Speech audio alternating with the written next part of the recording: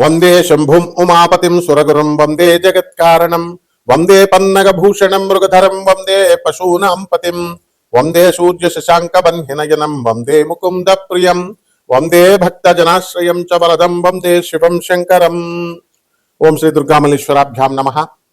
అర్జునం వందే జగదేక వీరం. ఓం శ్రీ రాధాకృష్ణాభ్యాం నమః. మనకి శనీశ్వర స్వామి అనగానే మనం భయపడతాం. చాలామందికి శని అర్ధాష్టమ అష్టమ ఏలినాటి శని సమయాలలో మాత్రమే మిమ్మల్ని ఇబ్బంది పెడతాడేమో, మిగతా సమయాల్లో ఇబ్బంది పెట్టడేమో అనుకుంటారు. కాదు, అసలు అర్ధాష్టమం అష్టమం ఏలినాటి శనిలో ఇబ్బంది పెట్టడాలు కాదు, అవి ట్రైనింగ్ ఇస్తున్నాడు మీకు. ఇప్పుడు మేము మా బంధువులు వచ్చారండి అని కోళ్ళను కోసేసి మేకలను కోసేసి గారెలు వేసేసి భోజనాలు పెడతారు. ఒక జీవిని చంపేస్తున్నాం అనేటటువంటి ఆలోచన మనం మానేస్తాం. వచ్చినటువంటి చుట్టాలకి మనకు పాపం వస్తుంది, మనం ఈ కోళ్ళని మేకలను కోయడం వల్ల అనేటటువంటి స్పృహ లేకుండా తెగిచ్చేసి బంధువులందరికీ కూడా వాళ్ళని సంతోష పెట్టడం కోసం మీరు కోళ్ళని మేకలు విందు భోజనాలు మంచి మందు కిందు పెడతారు. కానీ మీకు ఏ ఏలినాటి శని ప్రభావం వలన, అర్ధాష్టమ శని ప్రభావం వలన, లేకపోతే అష్టమ శని ప్రభావం వలన పెరాలసిస్ వచ్చినా, లేకపోతే పోలీస్ స్టేషన్లో పడినా, కోర్టు కేసుల్లో వచ్చినా ఈ బంధువులు రారు అని చెప్పడమే ఈ ఏలినాటి శని సమయాల్లో ఈ శనీశ్వరుడు మీకు నేర్పించే గుణపాఠం. మీ స్నేహితులతో మీరందరూ కూడా కాలేజీలకు డొమ్మాలు కొట్టి పిల్లల సినిమాలకి, అలాగే చదువుకోండిరా బాబు అని పంపిస్తే గర్ల్ ఫ్రెండ్స్తో తిరగడాలు, ఎక్కడ పడితే అక్కడికి గుళ్ళు గోపురాలు, ఈ మధ్యన కొత్త బ్యాచ్లు తయారైనవి, ఇట్లా రకరకాలుగా వెళ్ళేటటువంటి వీళ్ళందరికీ కూడా ఈ స్నేహితులు నీకు అక్కడకు రారు అని చెప్పడమే శనీశ్వరుడి యొక్క డ్యూటీ ఈ సమయాల్లో. మరి మిగతా టైంలో ఏమండి మాకు అర్ధాష్టమం లేదు, అష్టమం లేదు, ఏలినాటి శని లేదు, మిగతా టైంలో శని ఇబ్బంది పెట్టడా అంటే ప్రతిసారి ఇబ్బంది పెడతాడు. అలాగే ఆ ఇబ్బందిలో ఒక క్రమశిక్షణ నేర్పిస్తాడు. మీరు ఎందుకంటే శనీశ్వరుని అంటారు? మీరు అసలు మీరు చేసుకున్న కర్మకి ఫలితం ఇస్తాడంతే. అంటే మీరు పూర్వజన్మలో జన్మ పరంపరలో 84 లక్షల జన్మలు ఎత్తొచ్చారు. ఆ జన్మల్లో పాపాలు చేశారు, ఇస్తున్నాడు కష్టాలు, సుఖాలు చేశారు, ఇస్తున్నాడు మంచి సుఖాలు ఇస్తున్నాడు, శుభాలు చేస్తే, మంచి పనులు చేస్తే. అది అంతేగాని శనీశ్వరుని ముట్టుకోకూడదు. శనీశ్వరుడికి అభిషేకం చేసినప్పుడు అస్సలు ముట్టుకోవద్దు. నెక్స్ట్ ప్రదక్షిణాలు చేసేటప్పుడు నవగ్రహాలను ముట్టుకోవద్దు. తర్వాత ఈ యొక్క శనీశ్వరుడు కాలు గడిగేసుకోండి. అభిషేకం చేసిన తర్వాత శనీశ్వరుడికి అక్కడ మందపల్లిలో అయితే ఇంకా దారుణంగా స్నానాలు చేసేసి నల్ల గుడ్డలు అక్కడే వదిలేసి, నువ్వు వేసుకొచ్చిన ప్యాంటు షర్టు వదిలేసి వెనక్కి తిరిగి చూడకుండా వెళ్ళిపోవడం. ఎవర్రా మీరు అంతా పండితులరా, బోకునా కొడకల్లారా? ఇదిరా మీరు శనీశ్వరుడి గురించి చెప్పేది? ప్రజలకు ఎలాగూ బుద్ధి లేదు, పామరులకి చెప్పేటటువంటి మీకన్నా ఉండాలి కదా బుద్ధి. అంటే మిమ్మల్ని గౌరవించాలా? మిమ్మల్ని నేను ఇలా పనులు చేసి శనీశ్వరుడిని అవమానిస్తున్నారు. శనీశ్వరుడు ఏమన్నా అంటరాని వాడు అనుకుంటున్నారా మీరు? మీరు తప్పులు చేసి, మీరు బోకు పనులు చేసి, మీరు వ్యభవ పనులు చేసి మీ కర్మలకు పెరాలసిస్ ఇస్తే శనీశ్వరుడు దేవుడు చేయలేదు. ఏంట్రా దేవాలయాలకు వెళ్ళిపోతే అయిపోద్దా? ఎవడు వెళ్ళమన్నాడు అసలు దేవాలయాలకు? మిమ్మల్ని దేవాలయాలు ఎందుకు పెట్టారు? మత ఐక్యత కోసం, కుల ఐక్యత కోసం. ఓ పంతులు గారు బతుకుతాడా, బయట ఉన్న చెప్పులు స్టాండ్ వాళ్ళు బతుకుతారు, పూల షాపులు బతుకుతారు. ఇందుకే పెట్టారు మీకు. అంతేగాని దాన్ని పండితుల డ్యూటీ అది చెప్పాలా? అబ్బో గుడిలోకి వెళ్ళి ప్రదక్షిణాలు చేసేస్తే వైబ్రేషన్స్ వచ్చేస్తాయి, షర్ట్ ఇప్పేసి మళ్ళీ ఎక్స్ట్రాలు షర్ట్ ఇప్పేసి ప్రదక్షిణాలు. దాన్ని నేను కూడా చెప్పాను. కానీ ఏంటి, ఎలక్ట్రోమాగ్నెటిక్ వేవ్స్ వచ్చేస్తాయి, బాడీ పర్సీవ్ చేసుకుంటుంది, బాడీ తీసుకుంటుంది, నెగిటివ్ పోతుంది, పాజిటివ్ వచ్చేస్తుంది. చెప్తాం, అది డ్యూటీ అది. అలాగే పంతులు డ్యూటీ పంతులు చేస్తాడు. పంతులు బతుకుతాడు, ఇక అమ్ముకునేటటువంటి వాళ్ళు బతుకుతారని పెడతారు దేవాలయాలు. అక్కడికి వెళితే మీ డ్యూటీ మీరు చేయకుండా వాడు ఏంటంటే స్పెషల్గా ఉండాలా, యూనిక్గా ఉండాలని శనీశ్వరుని ముట్టుకోకు, శనీశ్వరుని అక్కడే బట్టలు వదిలేసాయి. బట్రా మీరు, మీకు వస్తుంది రా పక్షపాతం ఇలా చెప్తే. So be careful while preaching all this nonsense. ఏంట్రా శాస్త్రాలు ఎక్కడనే? Stupid fellows. సో ఈ విధంగా చేస్తే ఇటువంటి చెప్పిన వీళ్ళకే కాకుండా పాటించినటువంటి వాళ్ళకు కూడా మిమ్మల్ని తప్పకుండా పీడిస్తాడు.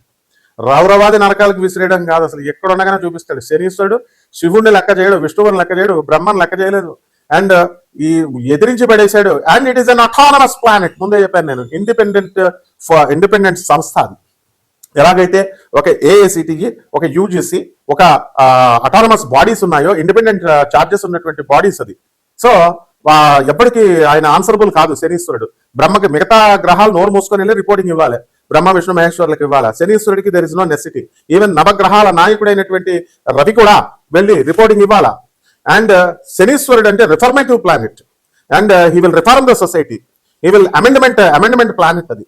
బ్రహ్మ విష్ణు మహేశ్వరులు కూడా వాళ్ళు పాత లాస్ రాసి ఇది అని అన్నప్పుడు నీకు దాన్ని అమెండ్ చేస్తాడు ఆయన. బలి చక్రవర్తి ప్రైడ్ దానాలు చేశాడు, ప్రైడ్ అహంకారం వచ్చింది.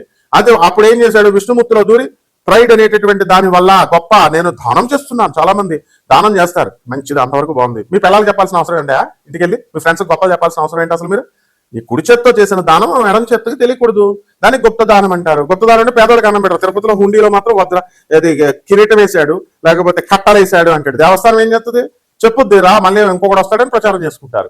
This is not the way.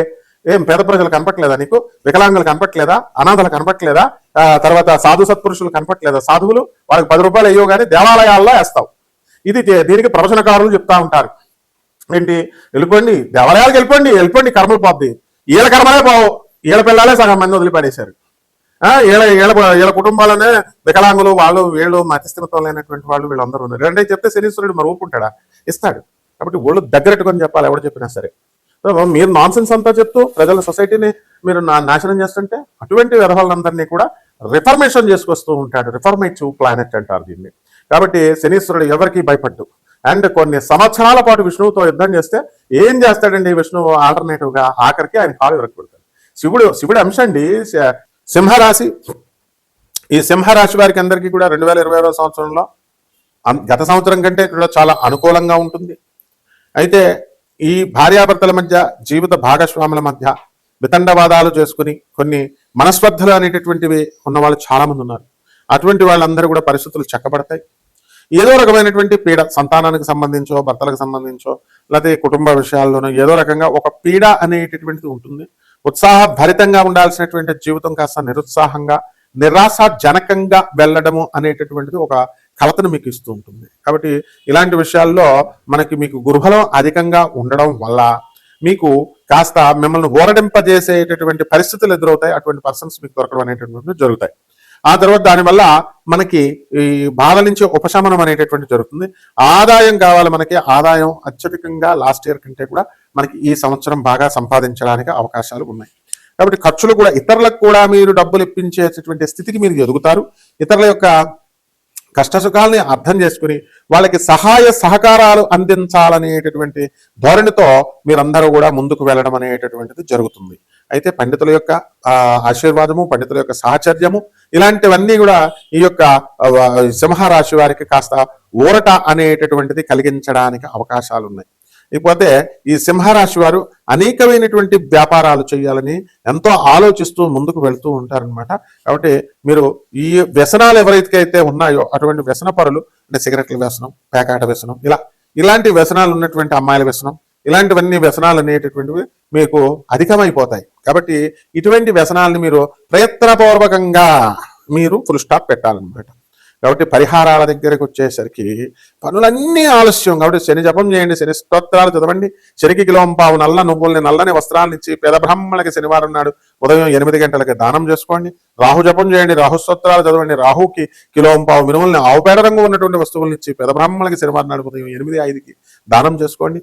దశమహావిద్యల్లో ఒకటైనటువంటి మనకి ఈ యొక్క మహాకాళి అమ్మవారి యొక్క మంత్రానుష్ఠానాన్ని, మంత్రజపాన్ని, హోమాన్ని మీ ఇళ్లలో చేయించుకోవడం ద్వారా బ్రహ్మాండంగా ఉంటుంది. శుభమస్తు.